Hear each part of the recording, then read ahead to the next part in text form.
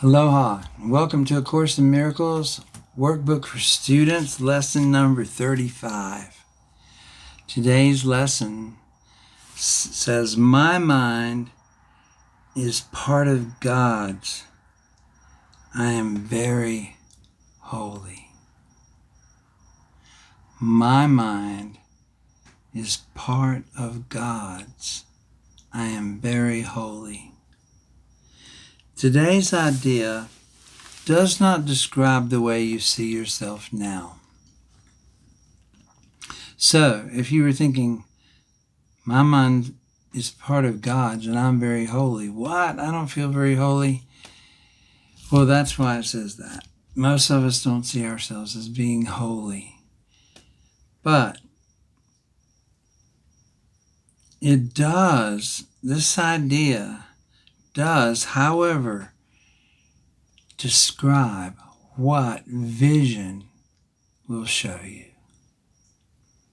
And that's what we're headed for. That's what we're working on. Vision.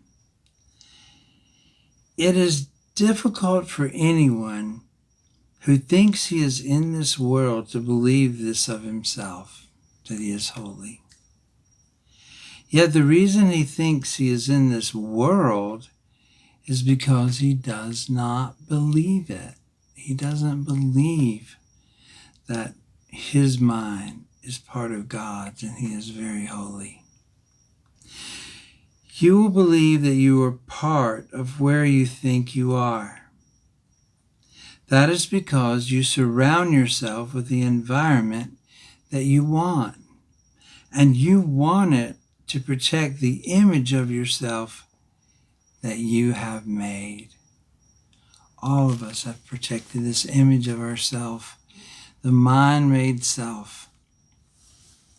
And we want to protect it because it's precious to us. And so that's where we see ourselves as being, in this environment where this image of ourself dwells. The image is part of this environment. What you see while you believe you're in it is seen through the eyes of the image. This is not vision. Images cannot see. How about that?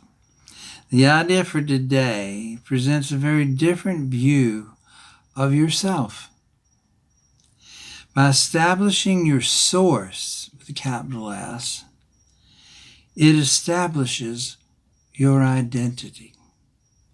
And it describes you as you must really be in truth.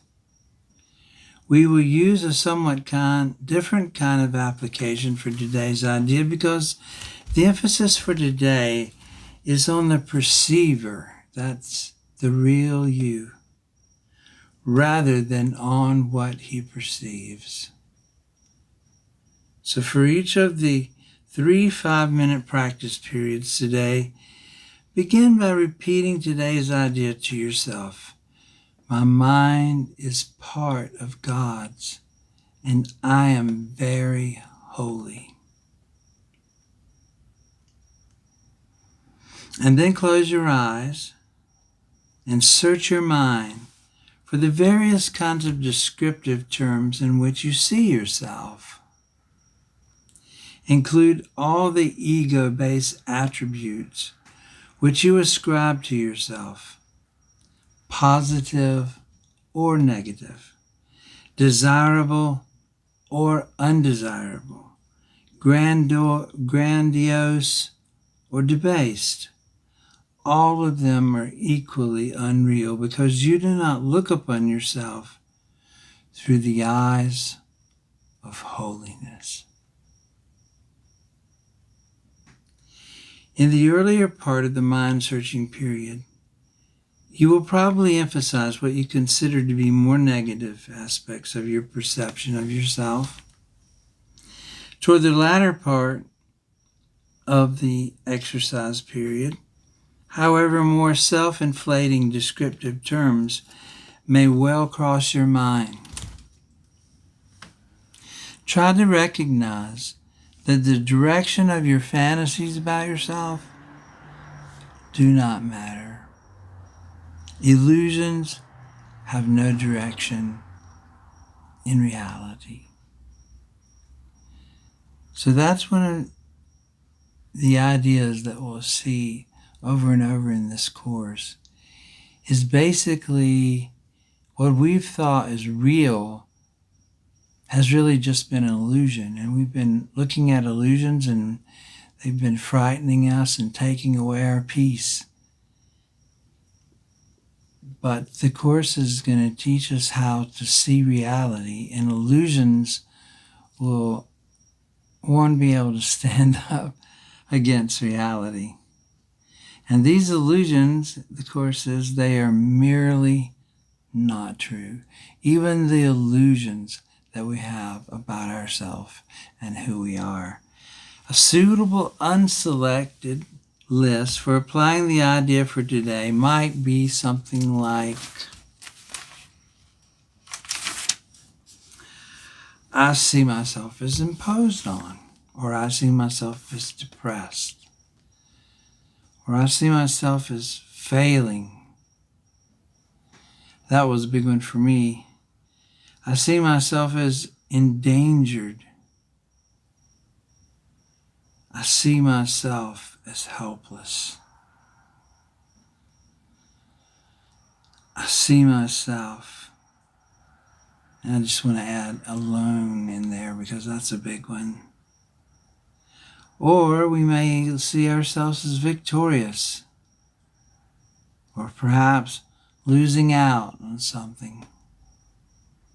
Or maybe we see ourselves as very charitable, very patient, very kind, or very victorious, or very virtuous. You should not think of these terms in abstract ways. They will occur to you as various situations, personalities, and events in which you figure cross your mind. Pick up any specific situation that occurs to you. Identify the descriptive term or terms you feel are applicable to your reaction to that situation. And use them in applying today's idea. After you've named each one, add, but my mind is part of God's, and I am very holy.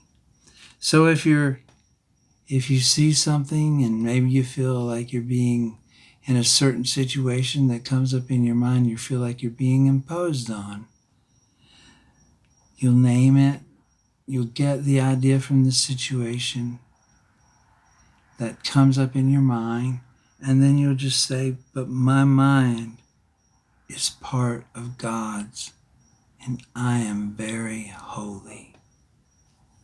During the longer exercise periods, there will probably be intervals in which nothing specific occurs to you. That's okay. Do not strain and to try to think up specific things to fill the interval, but merely just relax and repeat today's idea slowly until something occurs to you. Although nothing that does occur to you should be omitted from the exercise, nothing should be dug out with effort. Neither force nor discrimination should be used. Just use the phrase, but my mind is part of God's. I am very holy. And just see what comes to your mind, see what situation, just passively.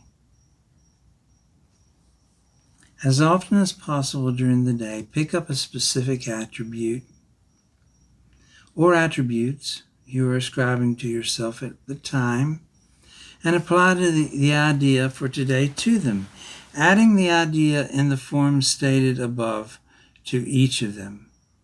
And if nothing particularly occurs to you, merely repeat the idea to yourself with your eyes closed. My mind is part of God's. I am very holy. So here we go. We're in a real